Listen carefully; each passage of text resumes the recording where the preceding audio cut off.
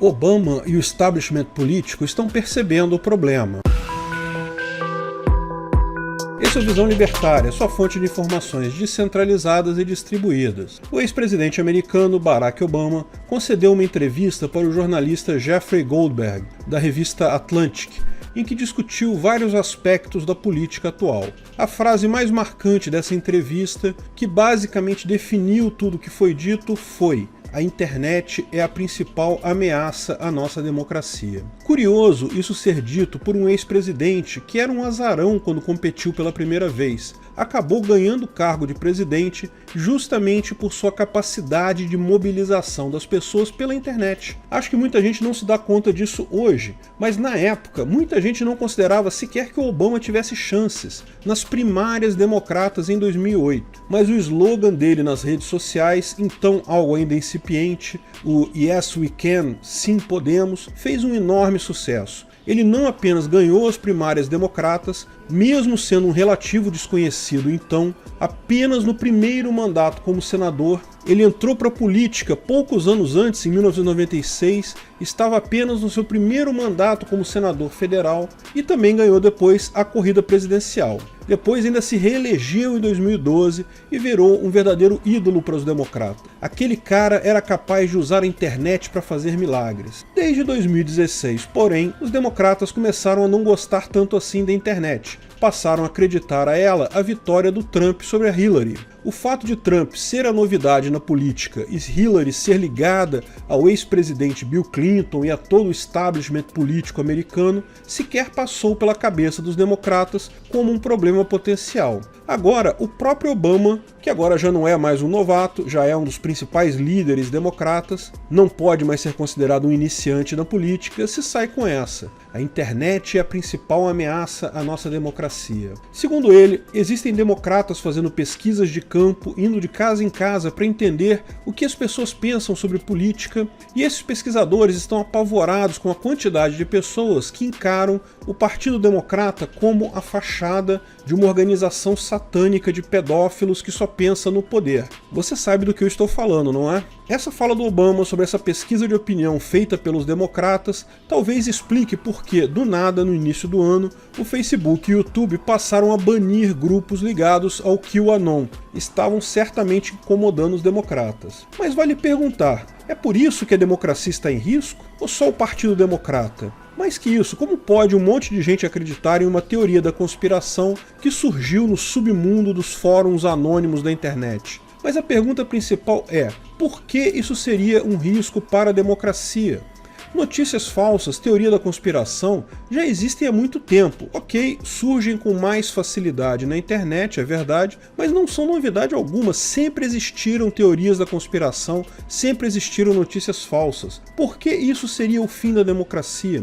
E por que só os democratas reclamam delas? Não é como um jogador de futebol dizendo que o time está perdendo porque a bola está murcha, ou porque o campo de futebol está com a grama ruim? Afinal, a bola e o campo de futebol são os mesmos para os dois times. Por que só o Partido Democrata sai perdendo nessa? Bem, vamos tentar explicar isso aqui e vamos além. Vamos mostrar por que, na verdade, embora por outro motivo, o Obama está certo. A democracia está com os anos contados. E é mesmo devido à internet. E isso é sim uma má notícia para os democratas, mas também para os republicanos. É uma má notícia para todos os políticos, mas não para a sociedade como um todo. Para a sociedade, para os indivíduos, isso é uma ótima notícia. Sociedade de leis privadas vem por aí. Antes de mais nada, deixa eu falar logo. Essa teoria da conspiração do QAnon é claramente falsa. Já falei minha opinião sobre QAnon em outro vídeo, sou abertamente cético com relação a isso. Mas vale entender o que faz uma teoria da conspiração ter sucesso, por que tanta gente acredita nela.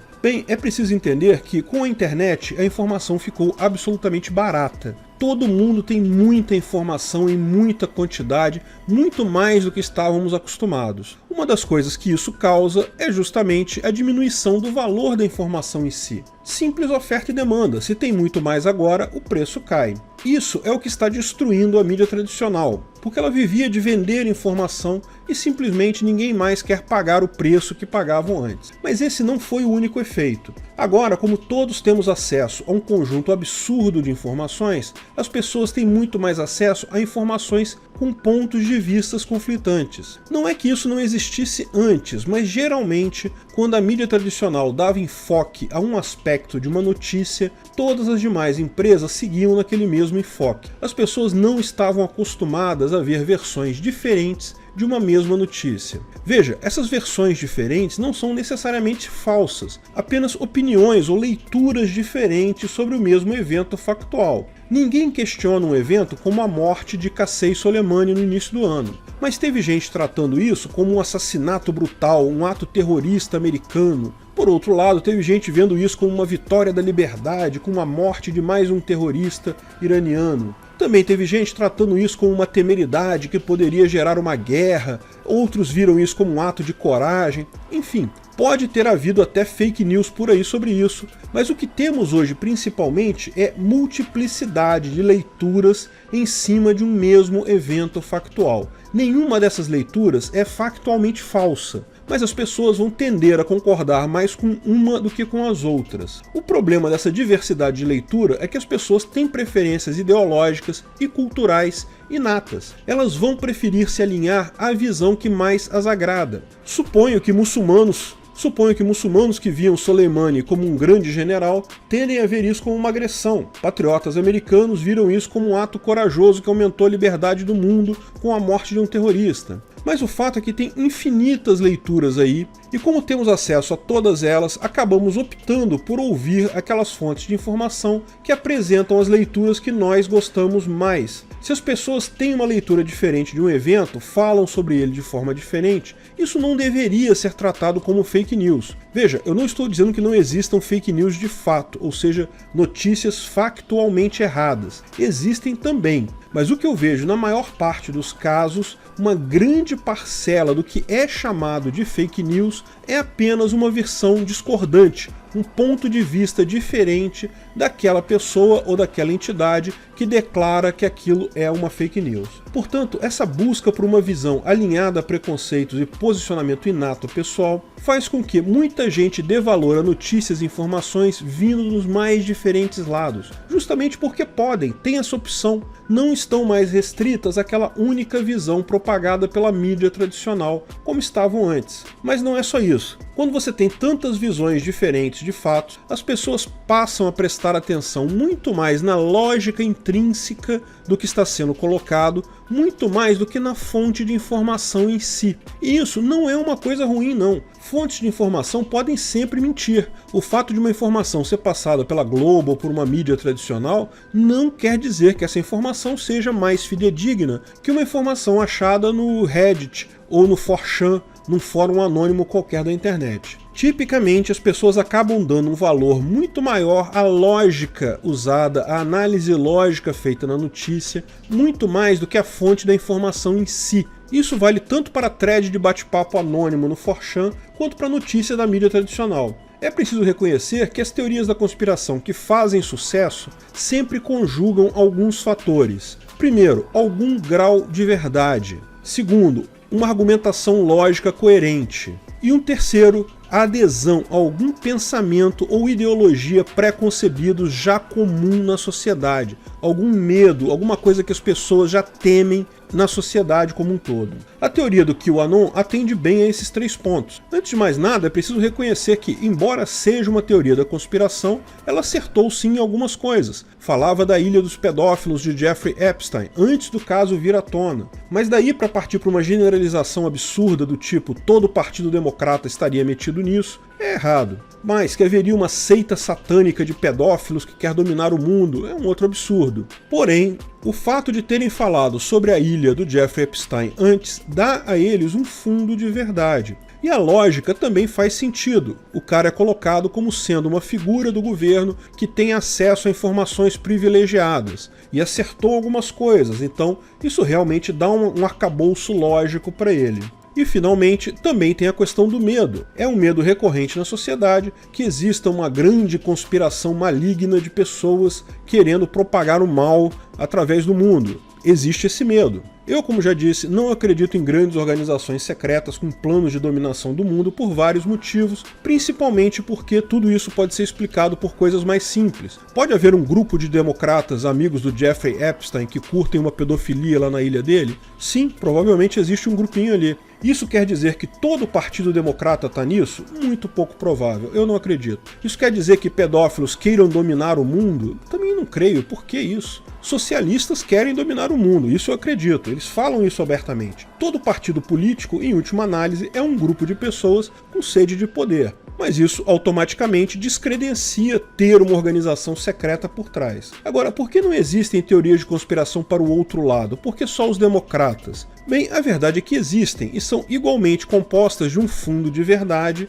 um monte de generalizações sem sentido, mas da mesma forma tem alguma lógica por trás e atendem um receio, um medo da população. O equivalente do QAnon para os republicanos foi a teoria da conspiração do Russian Collusion, a ideia de que Trump só ganhou em 2016 porque teve a ajuda de agentes russos que usavam a Cambridge Analytica para mudar votos das pessoas. Curioso que a mídia tradicional não parece perceber que Russian Collusion é exatamente a mesma coisa que um QAnon para o outro lado. Como no outro caso, tem alguma lógica por trás. Certamente tem gente querendo usar mídias sociais para influenciar eleições. E sim, haviam russos fazendo isso. Porém, não foi por isso que o Trump ganhou. Primeiro porque a capacidade do Cambridge Analytica não é tão grande assim quanto foi colocado. Não teriam como virar uma eleição. Mas principalmente porque não havia indício algum de que o Trump tenha combinado alguma coisa com os russos. Pura teoria da conspiração. No final das contas, teorias da conspiração e fake news só são mais comuns agora. Isso sempre existiu na história do mundo.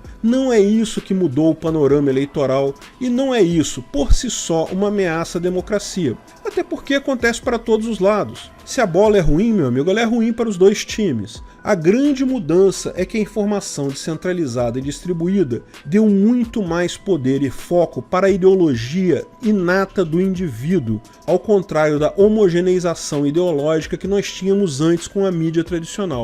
Todos estamos em pequenas bolhas agora, bolhas cada vez mais estanques e reforçadas. O que ameaça a democracia é a falha intrínseca dela, ela não faz sentido, é uma ditadura por escolha. É simplesmente um absurdo completo achar que alguém ganhar no voto dá direito a essa pessoa mandar, inclusive nas pessoas que não votaram nela. Isso não faz nenhum sentido. Esse problema sempre existiu na democracia, mas era minimizado pela relativa homogeneidade política derivada da concentração de informações nos poucos canais da mídia tradicional. Sem esse escudo, a democracia é incapaz de atender aos anseios da sociedade com visões políticas tão díspares, e o povo já está se virando contra a política em si. Pode não parecer muito claro isso para o Obama e para as outras pessoas, mas já são claros os sinais de que o povo vota contra a política. Obama ganhou a eleição dele não porque era um exímio marqueteiro da internet. Ele ganhou porque era visto como o menos político de todos os políticos participando daquela eleição. Trump ganhou pelo exato mesmo motivo, era visto como um outsider. O povo quer mesmo é o fim do Estado, é político nenhum. Ele apenas está tentando mostrar isso votando no menos pior.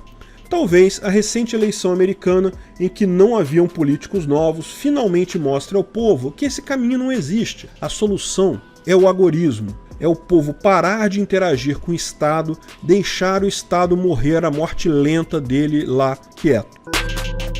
Obrigado pela audiência. Esse vídeo foi um oferecimento de armataweb.com. Cloud e serviços de data center, 100% de compromisso com a satisfação e privacidade dos clientes. Aceitamos Bitcoin, veja o link na descrição do vídeo. Se você gostou desse vídeo, clique no like e compartilhe ele em suas redes sociais. Se inscreva no canal para nos ajudar, clicando no botão vermelho abaixo. Se quiser ser avisado de novos vídeos, clique no sininho ao lado. Saiba mais sobre o nosso projeto no site visãolibertaria.com. Lá você pode sugerir novos artigos, escrever artigos, patrocinar e muito mais. Confira visãolibertaria.com. Até a próxima!